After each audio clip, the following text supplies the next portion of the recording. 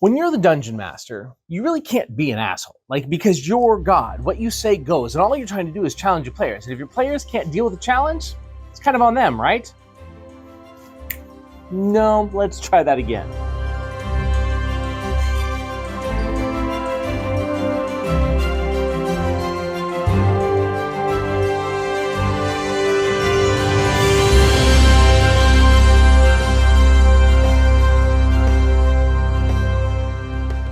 So here are 5 ways to not be an a-hole at your own table when you're a dungeon master. Let's jump right into this. The first way to not be an a-hole at your table, don't get back at your players. Go on Reddit. You'll see all the time dungeon masters talking about getting back at their players because their players ruins their plans. Don't do it. There's no reason to ever get back at your players. If your players foiled your plans as a dungeon master, congratulate them. The feeling that they get from that joy means that you as a dungeon master simply need to create a little bit bigger and beefier challenges. That does not mean get back at them. That means challenge them more. There's a difference. And if you can't see that line, we need to have a conversation offline. The second way to not be an a-hole is don't focus on just your players' weaknesses. One of the things that we like to do as dungeon masters is look at the dynamic of the party and find out ways to challenge them. But the problem is that when every encounter challenges and targets the weaknesses of the party, whether it's the barbarian's intelligence, or the lack of strength the wizard has, or the lack of wisdom your rogue has, all of a sudden the players feel adversarial. You're trying to challenge the players, but you come off as being an a-hole GM. And it's not that you mean to be, it's not that you are, it's simply that when you focus on just weaknesses, you never give your party a chance to shine. By challenging your party and running right against their strengths allows them to shine, makes them feel like you're giving them something that they're good at, that their strengths shine on, the whole reason they built their characters, and all of a sudden you go from being an a-hole DM to being an amazing DM. Do you remember that time where the barbarian took on 15 kobolds, and then I put to sleep the horde of goblins that was coming in from the side? I'm looking at their spells, and I'm giving them scenarios that those spells are used for. It also helps to make your party feel good, so keep it in mind. The third way to not be an a-hole is don't just have things happen. What do I mean by that? Let's just take, for example, that your party has gotten a magic item that you didn't mean to give them, and now it's overwhelming. And then in the middle of the night, a thief shows up and steals it. And the players never have a chance to know who it is, where it went. It's just gone. The players know that that just happens, right? All of a sudden, the players are starting to lose a battle. They're all on the ground, and a god and a deity just shows up and saves them. Whether it's meant for good or whether it's meant for bad, it's just kind of asshole-ish that the game exists and the players have no bearing in it. Anything that they do has no meaning. And that's when things just happen. The players need to have autonomy. They need to have agency in the world. And when you just make something happen to the players, you take away that agency. In fact, that's really the only time agency is really removed from the player, is when the dungeon master just makes something happen, right?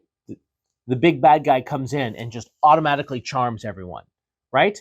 It's one thing for the players to be charmed, one person to not be charmed because they make their saving throw, they attack the BBEG, and they get knocked out. That was that player's choice. They kept their agency because they were still allowed to roll on something that was allowed.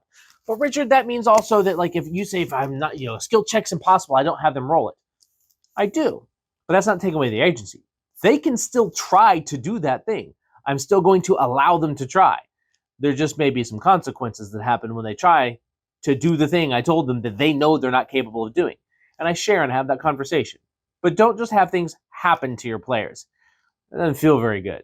The fourth thing to do to not be an a-hole is don't just tell a story. Tell their story.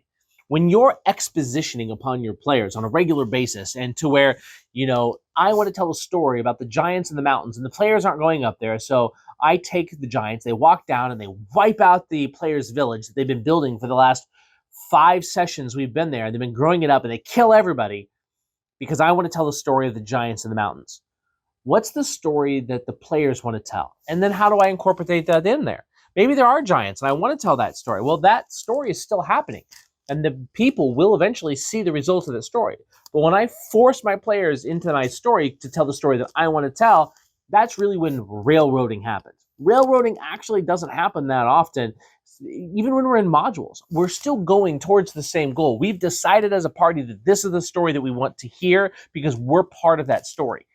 that still has the players having agency. That's still open. Railroading is when everything the players do ends in a dead end because I want to tell the story that I want to tell. Remember, this is collaborative storytelling. And while sometimes we need to do things to nudge the players in a direction or give them hooks, it's better to give them choices.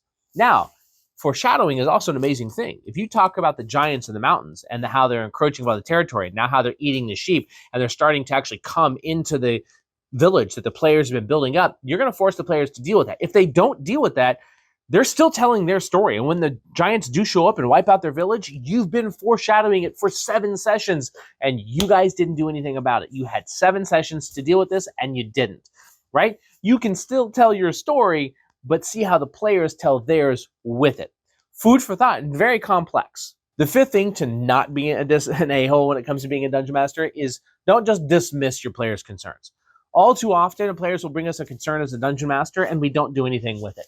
We need to talk about what a concern and why it's a concern for the player. When we talk about the whys, when we talk about the hows, that's actually when we have the best games. Your players aren't bringing you concerns because they want to. Very few people desire conflict. Now, there are definitely some.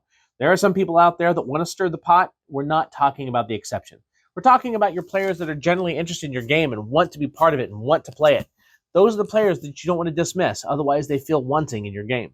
So those are 5 ways to not be an a-hole that are a little bit deeper than what I normally do in my sessions of talking about player tips and DM tips. But I hope that you like them. So like, smash, subscribe the button, do all the dumb stuff that I always get wrong when I actually get to the end of my video. And I appreciate you helping me grow the channel.